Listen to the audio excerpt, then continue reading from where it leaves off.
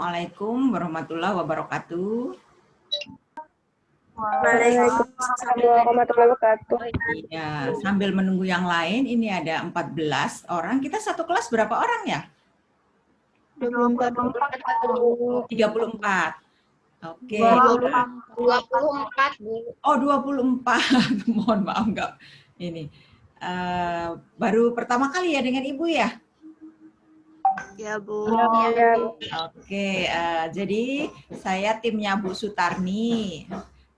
Nama saya Fitriani, boleh manggil Bu Fitri ya. Jadi selamat bergabung dengan program agribisnis pangan ya.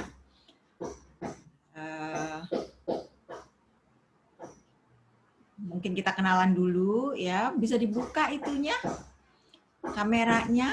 Kalian posisinya di rumah atau di kos-kosan? Ada Umi. Di rumah, Bu. Di rumah, Bu. Ada Nilu Lydia. Nilu Lydia ini kemarin ikut itu ya? Esai tapi nggak datang ya? Bukan? Oh bukan. Wayan. Wayan nggak dibuka kameranya. Arifah. Ejia ya? Ejia, ada Fardias.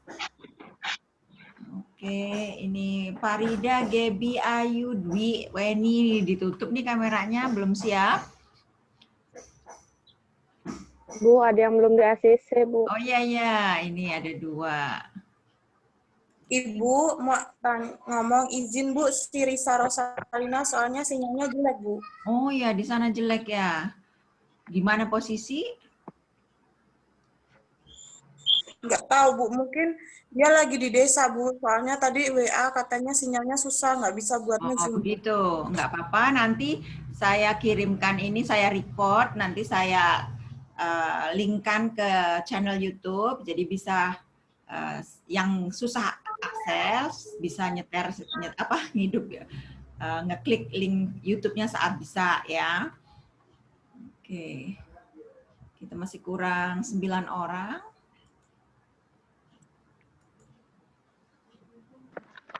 Kemarin dengan Bu Sutarni sudah UTS ya? Sudah. Ya, gimana semester 1 pembelajarannya daring? Kira-kira jadi mahasiswa enak apa enak? Enak. Alhamdulillah. You having fun with the student activity? No. Oh no, it's too many traffic ya. Crowded. Too many assignment ya. Alhamdulillah enak, Bu. Tugasnya ya. Banyak teman, Bu. Iya. Jadi selamat datang di dunia mahasiswa ya. Jadi bukan mahasiswa namanya kalau nggak dapat assignment atau tugas ya.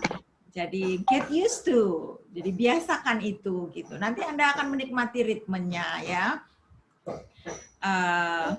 Kita mata kuliah PIE ini kan berpraktik ya, mungkin yang agak perlu lebih banyak berlatih ya, karena ada kasus-kasus soal-soal di panduan praktikum yang Anda harus pecahkan. Kan punya kan buku panduan praktikumnya ya? Jurusan menyediakan modulnya, bisa diakses di JEP, di website jurusan. Sudah semuanya ya punya? BPP ya, Bu?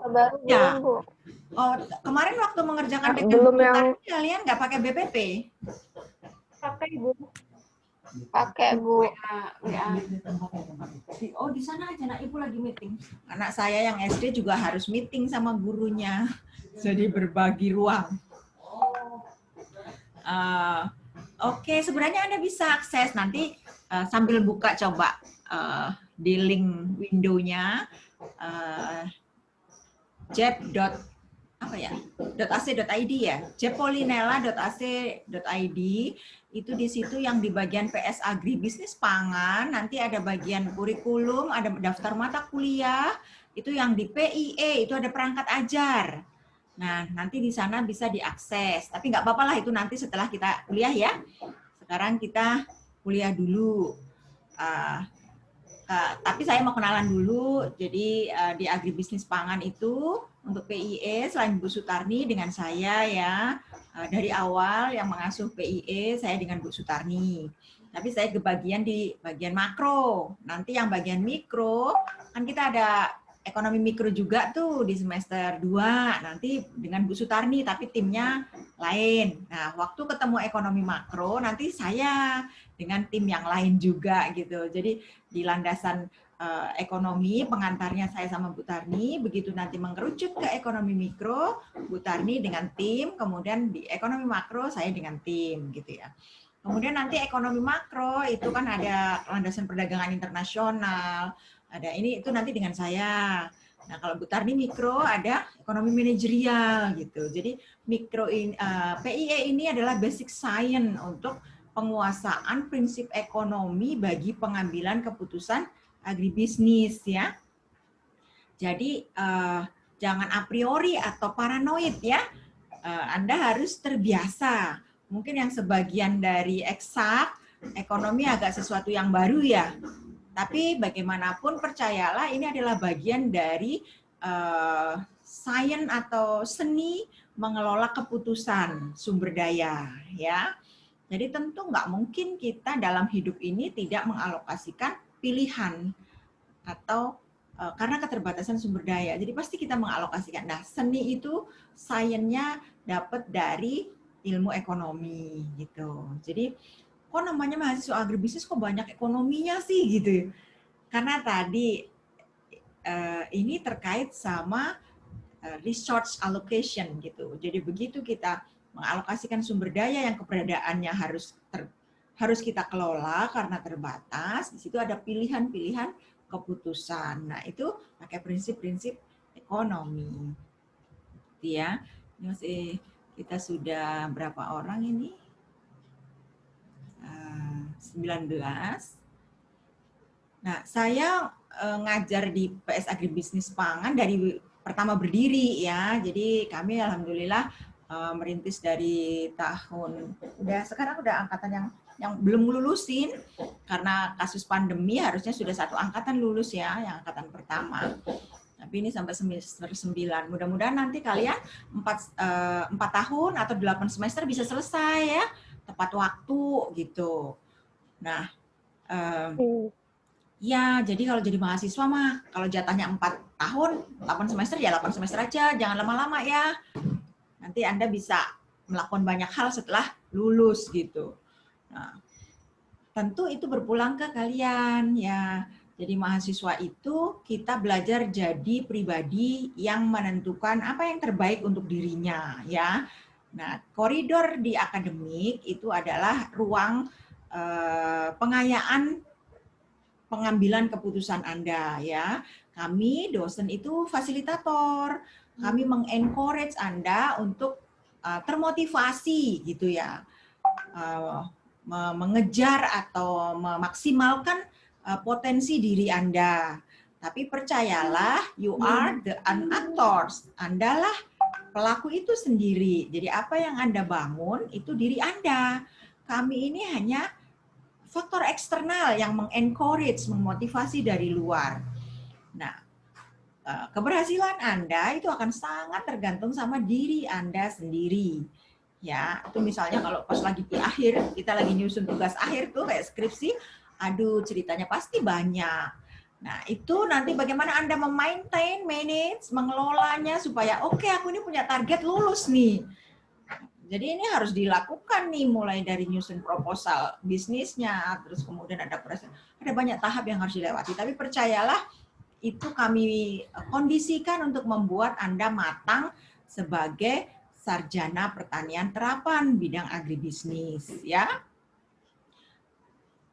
Nah, jangan tergantung sama faktor luar atau pihak lain, karena tetap Anda lah yang akan pegang kendali arah hidup Anda, tujuan Anda. Ya, jadi kalau misalnya banyak hal, kurang motivasi, mungkin, aduh sekarang baru kuliah dengan segala tantangannya, kok rasanya berat gitu. Nah, Anda yang memaintain kami dosen memotivasi, mengencourage, tapi tetap Anda yang putuskan apakah motivasi dari luar itu membantu menginspirasi Anda bangkit menghadapi segala persoalan dan mampu membuat Anda pribadi yang matang, itu Anda yang putuskan ya. Nanti akan kelihatan nih semester 1 kan ada 8 mata kuliah ya? 9, Bu. Oh, 9 mata kuliah. 9. Yang berpraktek PIE sama komputer ya? Ada. Nggak ada, Bu. Nggak ada. Oh, komputer nggak? Komputer nggak ada, Bu. Adanya Dasgron. Dasgron ya? Dasgron, DPP, PIE itu, Bu. Oke, Dasgron. Dasmen. Dasmen praktek ya? Dasmen ada prakteknya, teori aja kan? Cek jadwal dulu, Bu. Oh, jadi gini maksud Ibu, kalau yang berteori itu, dia kan komponen penilaiannya ada penilaian praktek. Nah, Anda agak terbantu nih kalau menurut saya bisa dapat nilai akan lebih baik pada waktu komponen yang dievaluasi itu ada komponen teori dan komponen praktik. Karena bukan hanya aspek pengetahuannya aja yang dinilai, tapi kemampuan, pemahaman keterampilannya. Jadi ada banyak aspek-aspek yang sifatnya kemampuan Anda menguasai sebuah tuntutan pengetahuan itu lebih mampu terbantu kalau dievaluasi dengan komponen praktikum gitu. Nah, makanya nanti kalau pas lagi ujian praktikum ya, ujian tengah praktikum, kalau bisa nilainya jangan lebih rendah dari 70 gitu ya. Karena komponen praktikum itu 50%. Ada nilai-nilai harian mingguan yang kalian mengerjakan penugasan dari dosen itu sebagai aktivitas praktikum, laporan-laporan juga dinilai. Tapi kalau teori saja, Anda jangan sampai miss kemarin UTS ya, sama UAS. Tugas struktur juga jangan kosong. Kuis-kuis juga, kuis 1 sudah berlalu, Anda bisa berjuang di kuis 2.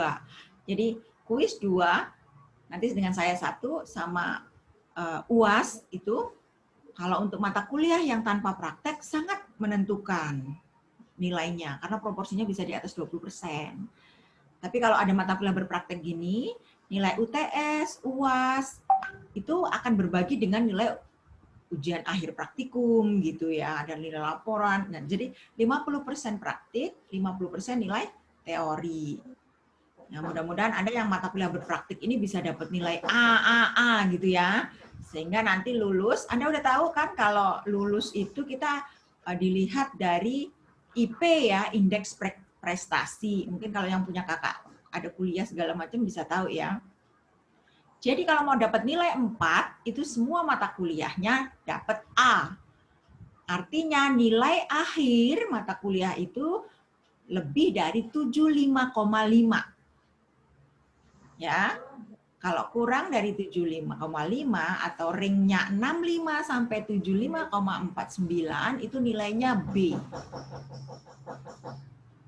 Kalau hanya 55 sampai 65,4 itu nilainya C. Kalau 45 sampai 55 nilainya D. Kurang dari 45 E artinya nggak lulus. Mahasiswa tidak boleh, mahasiswa baru tidak boleh ada mata kuliah yang nilainya E. Karena berarti putus studi. Ya, ini yang saya nggak nakut-nakutin, ini mungkin sudah dijelaskan, tetapi maksud saya ini adalah starting point Anda sebagai mahasiswa. Anda nggak boleh melewatkan momentum ini. Ibu cerita nih dulu zaman Ibu kuliah, sama seperti kalian, masih belum tergambar seperti apa sih proses penilaian dan sebagainya gitu. Tapi paling tidak kita punya kakak-kakak kelas ya bisa nanya apa sih IP, gimana cara ngitungnya gitu ya. Kalau sekarang kan belum kegambar. Nah, target aja, Anda berani sekarang tetapkan semester 1 IP-nya 3,5 gitu. Berani? Nanti kalau ya turun-turun dikit jadi 34, 33, nggak apa-apa gitu. Atau kalau terlalu ini Bu ketinggian, 3 aja. Dulu kalau saya itu tapi non jauh, saya itu angkatan kuliahnya 92. Coba Anda udah lahir belum kan? Nah, itu saya belum, Bu. Mau kuliah IP 3 gitu zaman saya. Jadi itu nanti akan membantu pada waktu ke depannya, semester yang akan datang, kita nggak susah nariknya waktu mau cari IPK di atas 3 atau indeks prestasi kumulatif. Kalau 3, IP kita 3, itu semua mata kuliah kita anggap B gitu. Jadi kalau B itu kan 3 skornya. Jadi kalau semua mata kuliah B, itu kita berarti IP-nya 3. Tapi kalau semua mata kuliah A, dan ada loh banyak ini dulu mahasiswa ibu gitu, yang A semua. Jadi dia IP-nya 4. Nah, seperti itu. Satu lagi yang mau admit. Nah, kemudian apa namanya tadi, IP ya. Nanti usahakanlah minimal Anda berani nargetin semester ini harus B gitu ya. Semua mata kuliah harus B. Kalau Anda punya tekad gitu, insya Allah pola belajar Anda itu akan ke direct gitu ya. Nah, kemudian itu gaya belajar. Kemudian IP gitu ya. Banyak baca ya. Senenglah baca karena apa yang sumber nutrisi pikiran kita itu adalah bahan bacaan gitu. Jadi utamanya ekonomi ini nanti bagian makro yang bagian saya itu adalah dengan situasi perekonomian sekitar wilayah kita, hal-hal perilaku ekonomi yang mempengaruhi keputusan bisnis kita gitu. Apa saja, bisa saja situasi ekonomi, pengangguran, inflasi dan sebagainya. Nah, hal-hal seperti itu dengan banyak baca. Ini ada yang ngechat. Oh ya, alumni. Saya kebetulan dari Unila ya, jadi tetangga sebelah aja. Saya ini mungkin kalau untuk sekolah yang jauh kurang menginspirasi ya. Jadi zaman saya kecil dulu, saya cerita jadinya ya. Ibu saya itu punya tekad anak perempuan nggak boleh jauh-jauh. Boleh kuliah itu di Lampung. Atau kalau nggak di Lampung nggak dikasih. Pokoknya kalau keluar saya nggak dikasih. Jadi kuliahnya bolehnya di Lampung dan harus masuk negeri gitu. Kalau pingin kuliah harus masuk negeri. Kalau nggak masuk nggak dikasih kuliah gitu. Kalau nggak masuk negeri gitu. Jadi ibu masuk 92 sampai 96. 4 tahun pas.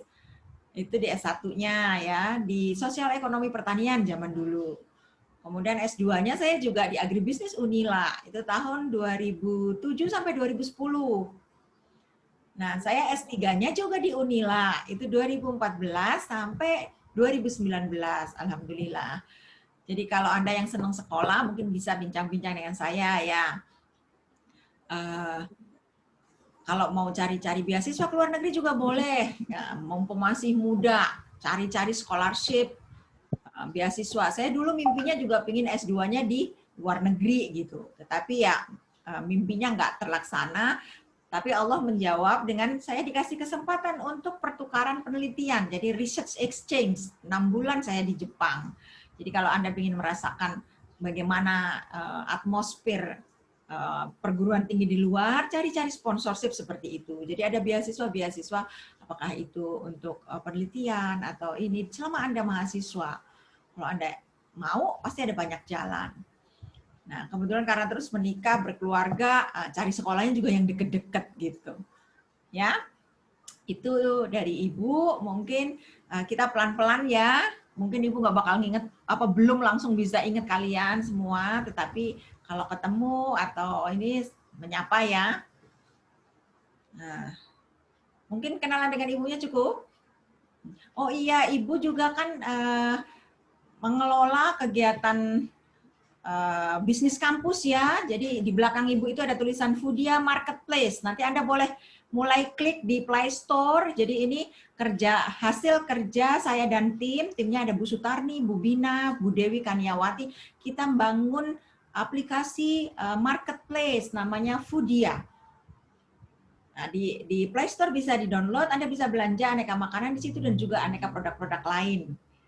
Ya, ada kalau Anda punya usaha atau tetangga Anda ini ayo masukkan di aplikasinya di Foodia Seller. Jadi kalau Anda jadi member supaya barangnya listing di Foodia Marketplace, Anda isi di aplikasi Foodia Seller. Nah, nanti bisa dilihat-lihat ya. Itu juga ruang belajar Anda sebagai mahasiswa agribisnis pangan, bahwa sekarang pemasaran sudah digitalisasi ya, jadi digital marketing bukan sesuatu yang baru. Nanti ada mata kuliah e-commerce Anda di semester 5 kalau nggak salah. Nah, itu dimanfaatkan untuk proses belajar bisnis Anda. Ya, kemudian ada yang mau ditanya, boleh.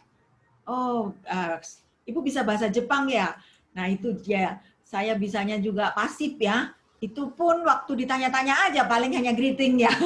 6 bulan di sana, kalau waktu kita kan ada kelas bahasa Jepangnya di sana diberikan tuh selama 6 bulan.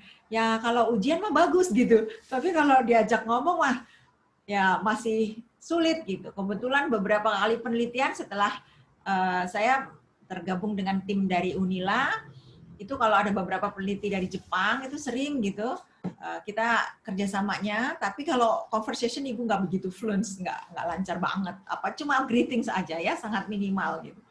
Ya mudah-mudahan Anda terinspirasi kalau mau magister di sana, ada banyak beasiswa ya. Oke, apalagi ya. Nah, itu kurang lebih Ibu ya. Kalau mau sekolah di luar negeri kita harus menguasai bahasa Inggris ya Bu. Kalau Anda mau scholarship, ya you have to.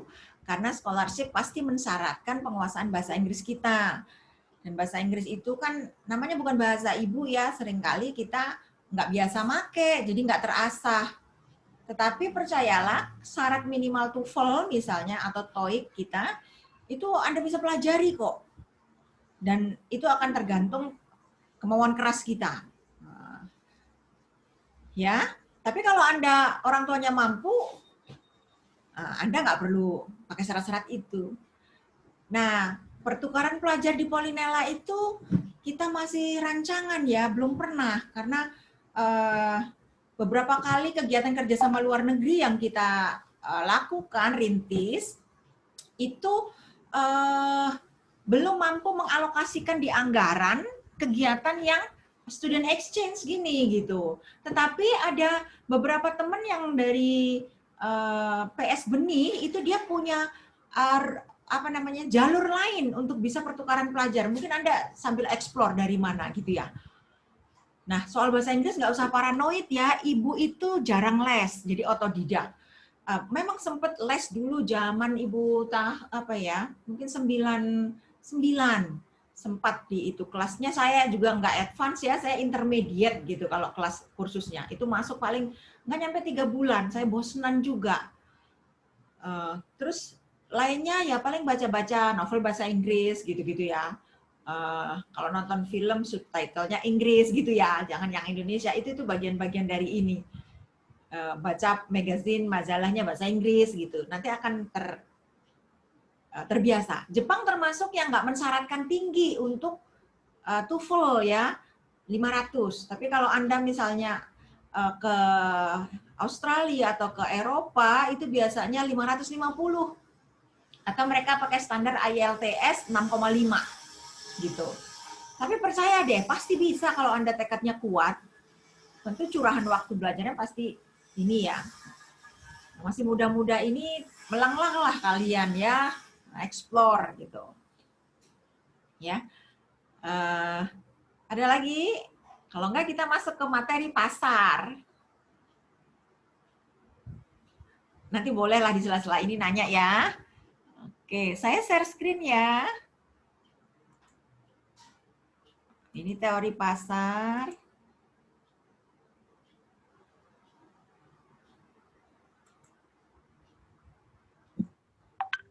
Nah, teori pasar ini mungkin kalau kita review belajar ekonomi di awal, ini ada 10 prinsip ekonomi ya, bagaimana kita membuat keputusan. Jadi namanya keputusan ekonomi ada trade-off, karena kita sumber daya terbatas tadi ada prioritas. Kalau sudah milih A, ngorbanin B gitu ya. Itu namanya trade-off gitu. Kemudian prinsip biaya. Biaya itu adalah untuk memperoleh sesuatu kita ada korbanan gitu ya.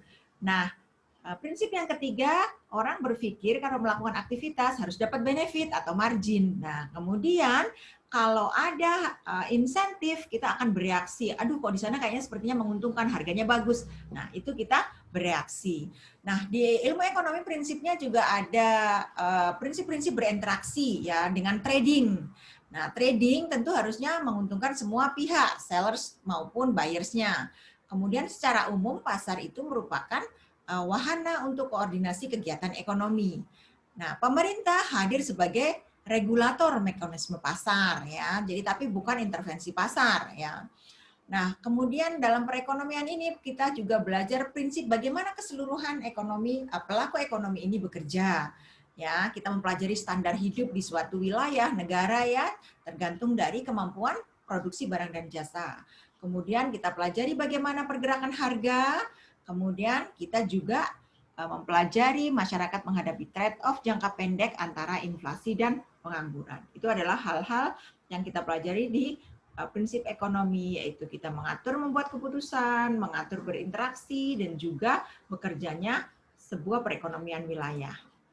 Nah, kita masuk ke pasar. Pasar ini kalau dalam konsep ilmunya biasanya akan dibedakan perfect competitive market dan imperfect atau pasar bersaing sempurna dan yang tidak sempurna. Nah, yang tidak sempurna biasanya kita kenalkan monopoli, kemudian ada monopolistik, ada oligopoli, ada monopsoni juga ya. Nah, kita masuk ke bersaing sempurna. Ini sebenarnya kondisi di mana standar harusnya pasar atau kondisi ideal. Kondisi ideal ini diperlukan sebagai standar atau benchmark, ya. Jadi benchmark ini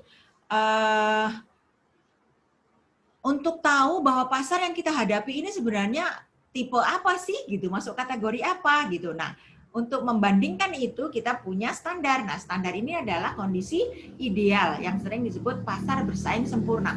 Kalau pasar persaingan sempurna ini sebenarnya nggak ada di pasar yang sebenarnya ya.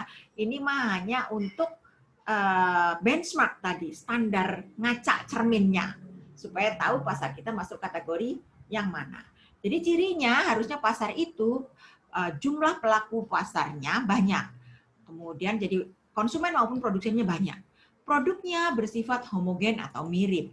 Kemudian masing-masing kedudukan perusahaan dalam pasar tidak mampu mempengaruhi pasar ya, hanya menerima harga dari mekanisme bekerjanya penawaran dan permintaan ya. Kemudian produsen dan konsumen memiliki informasi yang sama ya, baik harga, volume yang diperdagangkan dan lain sebagainya. Nah, setiap pasar dalam pasar ini setiap perusahaan bebas keluar masuk. Jadi nggak ada restriction atau batasan hambatan. Misalnya, oh ada preman, oh ada yang punya pemodal kuat sehingga pelaku kecil nggak masuk. Nah itu masuk kondisi tidak sempurna kalau ada hambatan-hambatan itu. Harusnya Anda bisa masuk jadi penjual maupun bisa jadi pembeli. Gitu. Nah ini adalah bentuk pasar ideal. Pada kondisi ini perusahaan berproduksi skala efisien, output maksimum, dan juga memberikan kemakmuran maksimal. Karena harga jual lebih murah, jumlah output paling banyak sehingga rasio output per penduduk maksimal. Masyarakat juga merasa nyaman dan tidak takut ditipu. Oke, nah kelemahannya ini hanya asumsi. Ingat, ini pasar dalam asumsi karena tadi sebagai benchmark atau standar. Realnya yang kita dihadap, yang benar kita hadapi itu sebenarnya nggak perfect competition, nggak mungkin gitu ya. Ini adalah kondisi cerminan tadi supaya kita bisa merefleksikan sebenarnya pasar yang kita hadapi masuk kategori yang mana gitu ya. Nah, kelemahannya juga dalam pengembangan teknologi karena dalam jangka panjang perusahaan mendapat keuntungan normal sehingga tidak memungkinkan perusahaan terstimulasi melakukan kegiatan riset. Kemudian ada konflik efisiensi keadilan ya. Bentuk kurvanya nih, kalau kalian itu kemarin belajar kurva supply produsen, jadi ini adalah dari kurva marginal cost MC ya. MC itu adalah titik awal nih, minimum MC adalah titik awal kurva penawaran. Masih ingat ya kemarin sama Bu Sutarni. Nah, kumpulan kurva penawaran dari para produsen itu membentuk kurva penawaran pasar. Jadi ini udah akumulasi dari para pelaku-pelaku produsen di pasar, membentuk kurva penawaran di pasar ya. Kemudian permintaan yang terjadi ini juga kumpulan permintaan komoditas yang ada dalam sebuah wilayah. Ini membentuk kurva permintaan. Nah, pertemuan antara kurva permintaan dan kurva penawaran ini membentuk harga. Jadi, harga keseimbangan itu adalah fungsi penawaran sama dengan fungsi pendapatan. Kita nanti akan dapat P equilibrium atau P keseimbangan. Pada P keseimbangan jumlah Q yang diperdagangkan atau kuantitas volume dalam pasar itu nanti ada QE atau Q keseimbangan, Q keseimbangan. Nah, harga pasar itu adalah merupakan kurva permintaan perusahaan ya. Ini untuk perusahaan. Jadi harga cerminan yang direfleksikan dari pasar bekerjanya kurva penawaran dan permintaan itu juga berarti kurva permintaan perusahaan. Itu untuk pasar bersaing sempurna ya. Ada syarat yang harus dipenuhi untuk berada pada kondisi keseimbangan. Nah, ini ya, perusahaan pada kondisi ini keputusan produksinya minimal nilai variabel cost-nya itu sama dengan total revenue atau total penerimaan. Atau dalam hal ini nilai biaya variabel rataan sama dengan harga pasar. Kemarin sudah belajar sama Bu Sutarni, pada posisi kapan produsen memutuskan untuk terus walaupun dia berada pada laba normal, atau tetap bekerja tapi labanya minus, tapi masih bisa menutup average variable cost, atau harus tutup gitu ya, kemarin sudah belajar ya. Nah, pada kondisi pasar bersaing sempurna, marginal revenue atau penerimaan marginal itu sama dengan marginal cost-nya untuk memperoleh laba maksimum ya. Nah, ini pada kondisi pasar bersaing sempurna. Ini kita lihat nih, di sini ini merupakan kurva permintaan perusahaan ya. Jadi tadi harga pasar merupakan kurva permintaan perusahaan. Pada saat kondisi ini merupakan average revenue atau marginal revenue ya. Nah, pada situasi ini Anda lihat ini kurva marginal cost, ini average cost. Kalau harga pasar berada di atas marginal cost dan di atas average cost itu namanya laba supernormal atau daerah menguntungkan ya. Tapi kalau dia berada di garis 8 nih, harganya di garis 8, ini baru laba sama dengan 0 atau titik break even. Ya, ini seperti ini kondisinya. Jadi kalau mau untung berarti dia harus menjual di atas harga 8. Jadi kalau harga di pasar dia nggak mampu mempengaruhi harga pasar kan ya. Nah pada kondisi ini kalau harga turun lagi di atas 8, perusahaan tidak lagi mampu mengcover atau menutupi biaya average cost. Sehingga biasanya dia akan tutup. Nah, titik marginal minimal marginal cost ini adalah titik starting point-nya kurva penawaran. Ya, sampai sini. Nah, ini tadi laba normal. Kalau dia di titik 8 nih, nah, jadi dia nggak untung, nggak rugi, labanya 0. Jadi kalau dalam ekonomi ini kita belajar, kok laba 0 kok dibilang laba sih gitu ya. Ini titik break even point, ya, atau titik impasse. Ya, jadi di saat nilai TR sama dengan TC, jadi bertemunya kurva biaya dengan revenue gitu ya. Jadi pada saat ini labanya 0 atau BEP istilahnya. BEP itu bukan berarti kita semuanya kembali ya semua badan biaya yang kita keluarkan, tapi itu adalah titik di mana jumlah TC sama dengan TR-nya ya. Jadi kalau yang sudah menguntungkan namanya laba super normal ya. Nah, kalau udah kondisi ini di bawah 6, di bawah 8 tadi, di bawah laba 0, itu berarti dia rugi, daerah rugi. Biasanya ini keputusan perusahaan tutup ya, karena tidak lagi mampu mengcover biaya rata-rata biaya atau average cost. Ini soal-soal. Sampai sini penjelasan Ibu. Gimana, ketangkep nggak apa yang kemarin disampaikan Bu Sutarni terkait keputusan produksi? Jadi produsen kan punya keputusan produksi biaya-biayanya ya, MC, marginal cost. Nah, begitu keputusan produksi ketemu dengan harga yang dihadapi di pasar, itulah kondisi perusahaan mampu menentukan dia pada titik untung, laba 0 atau rugi gitu. Bisa ketangkep sampai di sini? Jelas nggak Ibu jelasinnya?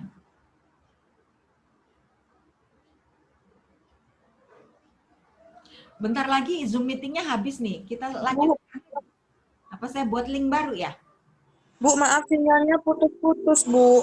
Ya nggak apa-apa, nanti saya kirim rekamannya. Iya, Bu. Terima kasih ya, Bu. Ya, sampai sini gimana? Materinya di LMS belum ada ya, Bu? Belum, Ibu itu baru sadar kalau udah sampai giliran Ibu. Jadi Ibu belum siapkan, mohon maaf ya, nanti saya upload di LMS. Baik, Bu. Iya. Ada pertanyaan, bisa diterima penjelasan Ibu? Nah, mungkin pagi ini kita Alhamdulillah baru bisa, Bu. Tapi ya. menjelaskannya terlalu cepat. Oh iya, mohon maaf Ibu gayanya gini memang ya. Tapi nanti akan saya coba untuk memperlambat ritme ya. Baik, Bu. Ya, Baik, Bu. ini bentar lagi putus. Jadi apa mau ditambah link baru atau saya kirim materinya saja?